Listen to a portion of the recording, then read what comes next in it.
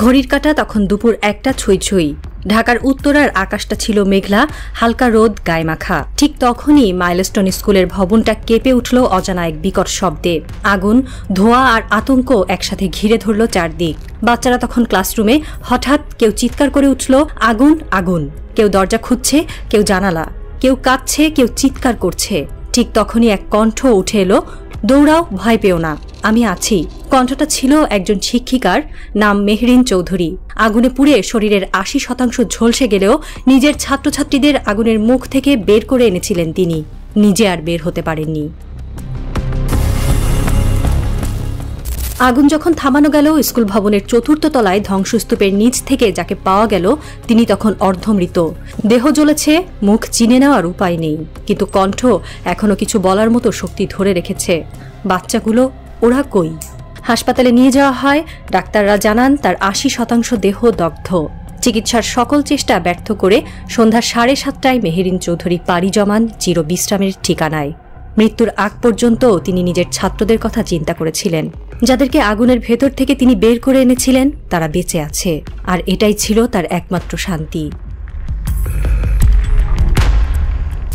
উদ্ধার অভিযানে অংশ নেওয়া এক সদস্য বলেন, ম্যাডাম ভেতরে ঢুকে গিয়ে বাচ্চাগুলোরে বের করে দিয়েছেন, তারপর উনিই বের হতে পারেন নাই। এটাই সেই বক্তব্য যেটা কোনো রাষ্ট্রীয় পদক বা প্রেস রিলিজের চেয়ে অনেক বড়। সাহস আর ভালোবাসার এই গল্প হয়তো বইয়ের পাতায় উঠবে না এখনই, কিন্তু সময় লিখে রাখবে তাকে। কিশোরেরা হয়তো একদিন তাদের বাংলা বইয়ে পড়বে, মেহরিন চৌধুরী ছিলেন একজন শিক্ষিকা। তিনি 20 জন শিশুর প্রাণ বাঁচিয়ে শহীদ হয়েছেন। তার ছাত্রদের মধ্যে কয়েকজন এখনও আতঙ্কে ঘুমোতে পারে না। একজন বলে, ম্যাডাম চিৎকার করতেছিলেন, দৌড়াও, আমি আছি, আমি আছি। কোনো বেতন, কোনো পেশাগত চুক্তিপত্র, কোনো প্রশংসাপত্র এই আমি আছির মূল্যে পৌঁছাতে পারে না। এটা সেই ভালোবাসা যা মা তার সন্তানের জন্য রাখেন, একজন শিক্ষক যেটা তার ছাত্রদের জন্য ধারণ করেন।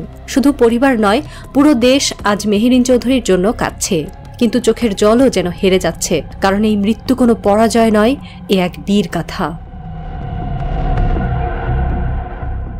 সামাজিক মাধ্যমে হাজার হাজার মানুষ তার জন্য দোয়া করছেন।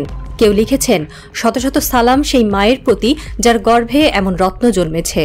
কেউ বলছেন, সবকটা ফুল যদি ছিঁড়ে নেয় তারা, সবকটা ডাল যদি ভেঙে দেয় তারা, তবুও শেষ হবে না বসন্তের গান।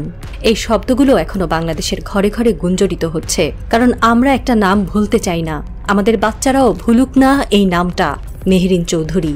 ফুল হয়তো ছিঁড়ে নেওয়া যায়, শাখা হয়তো পুড়িয়ে দেওয়া যায়, কিন্তু সেই মাটি যেখানে ভালোবাসা বপন করা হয় তাকে পুড়িয়ে দেওয়া যায় না।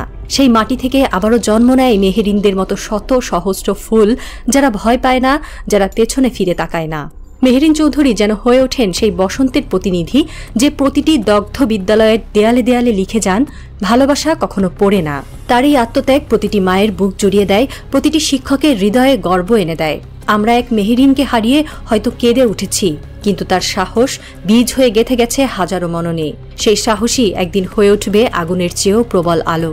এই বসন্ত কোনো ঋতু নয়, এই বসন্ত এক চেতনার নাম, এক আলোড়নের নাম, যেখানে আগুন ছাই করে দিতে পারে ভবন, কিন্তু পোড়াতে পারে না আত্মা। আর সেই আত্মা নিয়ে যে শিক্ষক রোজ ক্লাসে দাঁড়ান, তার মাঝে বাস করে মেহরিন। যেদিন আমরা সবাই এই সত্যটা উপলব্ধি করব, সেদিনই এই দেশ হবে নিরাপদ শিক্ষার জন্য, নিরাপদ সন্তানের জন্য, নিরাপদ আগামী দিনের জন্য। প্রতিদিন সকাল 8টা থেকে দুপুর 2টা, এই সময়ে দেশে হাজারো শিক্ষিকা তাদের পরিবার রেখে সন্তানতুল্য শিক্ষার্থীদের কাছে যান। কেউ মনোযোগের অভাবে ক্লাস ফেলে দেয়, কেউ বা মোবাইল ঘাটে ক্লাসে বসে, কিন্তু কোনো এক প্রান্তে ঠিক একজন মেহরিন চৌধুরী দাঁড়িয়ে থাকেন, ছাত্রদের ছায়া হয়ে। তাদের কাছে চাকরি নয়, এটা যেন এক মানসিক বন্ধন, এক ভালোবাসার দায়।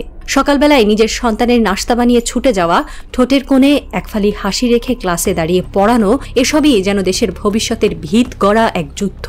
এই যুদ্ধে অস্ত্র নেই, নেই কোনো ঢাক ঢোল, আছে শুধু কলম, খাতা আর অদেখা ভালোবাসা। সেই ভালোবাসারই নাম মেহরিন। শিক্ষার এই নীরব নায়িকারা কখনো হয়তো বড় পদ পান না, রাষ্ট্রীয় সম্মানও না, কিন্তু তারা ইতিহাস লেখেন। মেহরিনের মৃত্যু যেন প্রশ্ন তোলে আমাদের পাঠ্য বইয়ে কজন জীবন্ত নায়িকা জায়গা পান।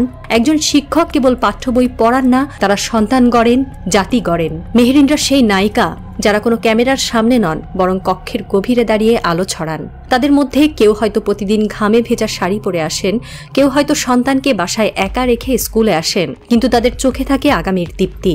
সেই দীপ্তি আজ প্রশ্ন তোলে, রাষ্ট্র কি সেই চোখের দিকে তাকিয়ে কোনোদিন দায়িত্ব নিতে পারবে? তাদের পেছনে থাকে অগণিত না বলা গল্প, বঞ্চনার দীর্ঘ ছায়া। তবুও তারা ক্লাসে দাঁড়ান, বোর্ডে লেখেন, শিশুর চোখে চোখ রেখে বলেন, ভয় পেও না, আমি আছি। এই আমি আছি শব্দটাই তো এক জাতিকে দাঁড় করিয়ে রাখে যুগে যুগে। শিক্ষা ব্যবস্থার সংকটে যখন সবাই কাঁপে, তখন এই শিক্ষকরা দাঁড়ান মেহরিনের মতো করে, নিঃশব্দ, নির্ভীক, অনড়। তাদের কণ্ঠে শোনা যায় দেশপ্রেম, তাদের দাঁড়ানোর ভঙ্গিমায় খুঁজে পাওয়া যায় একটি জাতির মেরুদণ্ড। এই অগ্নিকাণ্ড কিভাবে ঘটল? স্কুলে পর্যাপ্ত অগ্নি নির্বাপক ব্যবস্থা কেন ছিল না?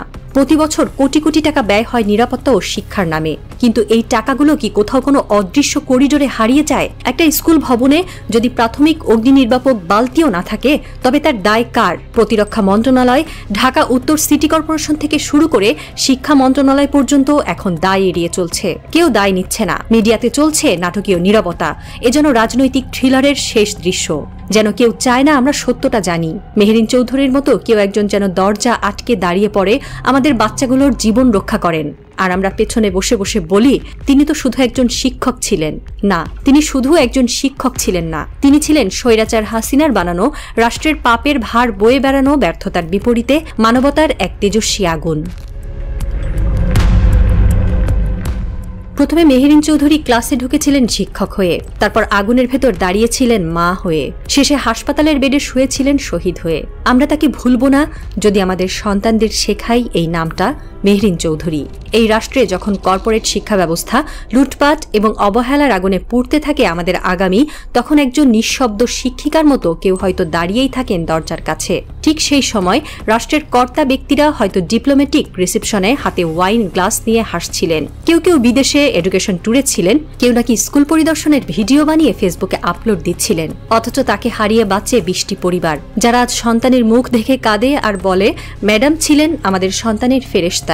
রাষ্ট্রের চোখে হয়তো তিনি শুধুই একজন ভুল সময়ে ভুল স্থানে থাকা মানুষ, কিন্তু মানুষের হৃদয়ে তিনি চিরস্থায়ী, পবিত্র, আগুনে পুড়েও জেগে থাকা এক আদর্শ। শেষ প্রশ্নটি এখনো বাতাসে ঝুলে আছে, এই আগুন কি নিছক দুর্ঘটনা, নাকি কোনো পরিকল্পিত ব্যর্থতার ফলাফল? রাষ্ট্র কি আদৌ উত্তর দেবে, নাকি এই কাহিনী থেকে যাবে এক অজানা রাজনৈতিক থ্রিলারের অসমাপ্ত চ্যাপ্টার হিসেবে?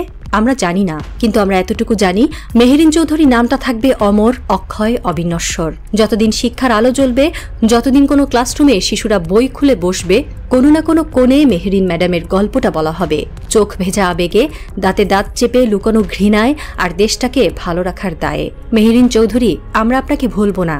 আমাদের সন্তানেরা আপনাকে ভালোবাসবে, আপনার জন্য বাংলাদেশ কাঁদবে, আর দাঁত চাপা ঘৃণায় মনে রাখবে সেই অন্ধকারগুলোকে যারা নিরাপত্তার নামে শুধু লুট করেছে। জান্নাত হোক আপনার ঠিকানা, মা।